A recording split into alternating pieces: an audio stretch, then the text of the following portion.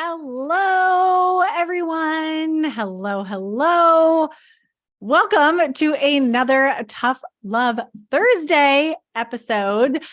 10 minutes or less, I'm delivering every week this tough little nuggets of truth, tough love that I know so many of you need in order to really be successful on your journey to sugar freedom. So I'm just opening up the chat here on Facebook. There we go. Making sure that I'm streaming live. So if you want to be joining these live Tough Love Thursdays, come and join me over in my private Facebook group, Simply Balanced Health. And if you're listening to this replay on the podcast every week, a huge shout out to you as well. Love that you are following along on the podcast. If you're not yet, come and check out the Beyond Sugar Freedom podcast, where obviously I share so much more every week outside of these Tough Love Thursdays. So hello to everyone. I see a few of you jumping in and joining live. Really awesome to see you here with me. I have another incredible topic for you today. Another truth bomb, tough love truth bomb to deliver that I am really deeply passionate about. And if you're reading the title of this video here on Facebook or even on the podcast, you'll see that we're talking about this labeling of being a sugar addict. So the truth, the tough love that I want to share with you today is that you are not a sugar addict. And I know when I say that, a lot of you, especially those who have been following a lot of the information around being a sugar addict, right? Being addicted to sugar, might get your feathers ruffled by me just saying that right now, right here. Let me know. Are you in agreement with me, or are you wanting to debate me here? So let me explain, because what I am saying is not that sugar addiction doesn't exist. Of course, sugar addiction exists. It is a very real addiction. But what I want you all to understand very clearly and very deeply is how dangerous it can be to label ourselves. Anything that we put after I am statement, I am lazy, I am a failure, I am a sugar addict. What that does subconsciously in our brain is block out any other reality. So it essentially locks ourselves in to one reality. Now, I don't know about you, but I definitely know that is not how our minds work, how humans beings work. We are never stagnant. We are never just one thing, and we are always capable of change. So this is really important to understand. When we say I am a sugar addict, essentially what we are telling and teaching our subconscious brain is that there's no other reality, that I am always going to be a sugar addict. I'm always going to struggle with sugar. That is never going to change. I am never going to be able to heal. Right? These are the signals that our brain is getting when we lock ourselves into a certain identity. So this is a really important and yet subtle difference between identifying yourself as something versus owning that you might be currently struggling with something. So the small switch here is, instead of calling yourself or saying, I am a sugar addict, it is, I am struggling with sugar addiction, or I have addictive tendencies when it comes to sugar, or I have a sugar dependency problem. So we can admit that we have a problem with something, and that something is definitely a challenge, like giving up sugar, right? Or finding sugar freedom and getting back in the driver's seat. It can be a challenging journey, and that is okay, but it opens up our subconscious pathways to invite in alternative realities and solutions to our problem. So one of the things that happens when we dig our feet in the sand and we claim an identity, right? I am lazy, I am overweight, I am addicted to sugar, I'm a sugar addict, right? These I am statements, these identity statements, is our brain stops thinking about solutions, right? It essentially says there is no solution for this. This is the way it is. This is the reality, and there's no other realities that exist. So the power of our language in this journey is so key, right? There's a lot of other languages that we do need to change as well, like can't, right? I can't eat sugar, right? It really takes away our power.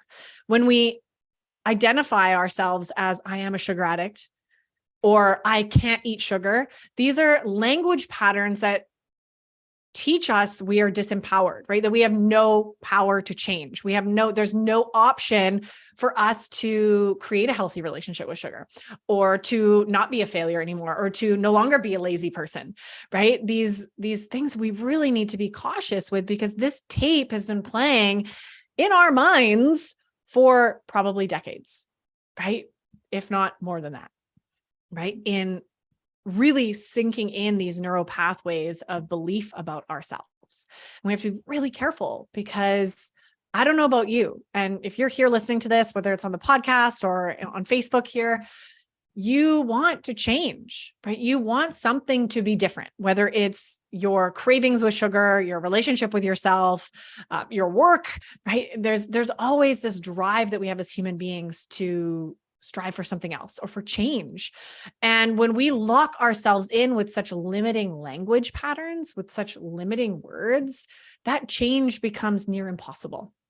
So if you're someone who wants to actually no longer be addicted to sugar, right, or have a healthy relationship with sugar, start paying attention to the language that you are using here, and inviting in possible other identities, other forms of beliefs about yourself.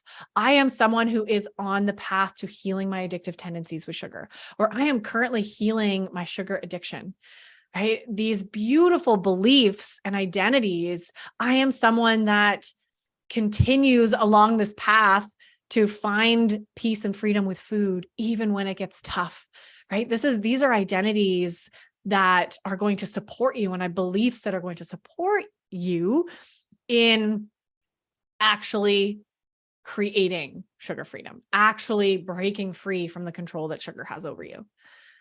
Does this make sense? I'm hoping it does. Let me know in the chat here if you're watching on Facebook, or send me a DM if you're listening to this on the podcast, because this is a small yet profound message that I'm sharing today, and reminder to be so cautious of anything you put after an I am statement. As soon as you do, you start to attach your worth, your possibilities, your power to that said thing. And the truth is, we are all capable of change and healing. This is the work that I do with my clients, and I'm so deeply honored and grateful in my retreats and the Break Free from Sugar program, and helping my clients navigate into the deep healing that is possible for all of us. Even though you might be sitting there thinking, that's not possible for me. It is. It is. And you just haven't possibly had somebody show you the way, right? Or had that glimmer of, oh, okay, I am capable. I am worthy. I am able to change. So that is the tough love I want to share with you today. Stop calling yourself a sugar addict. Stop labeling yourself as a sugar addict. And yes, if you are struggling and resonate with the addictive tendencies that are showing up for so many of us with food, then welcome that in language that is going to support you in navigating out of that, right? I am currently healing my addiction to sugar. What a beautiful sentence, right? Because it invites in this process that you're on, this journey that you're on, that is going to be full of ups and downs and challenges. And you will be supporting yourself in navigating through that with these small changes in your language. So let me know if this resonates with you. I want to know in the comments below. Thank you for tuning in to another episode. This was a quick, short one, as I promised, less than 10 minutes here every week, little snippets for you to start thinking differently, start understanding what's going on under the surface beyond just what you're eating, right? This is the why we're eating. The role that I'm playing here, my obsession and passion on this planet, is to help women like you uncover the why, uncover the root causes, so that you can actually heal and navigate through into a life of peace, freedom, and control of not only your relationship with food, but all areas of your life, really stepping back into your power.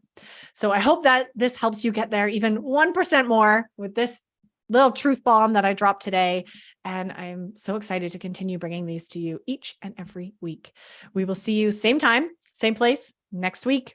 Bye, everyone.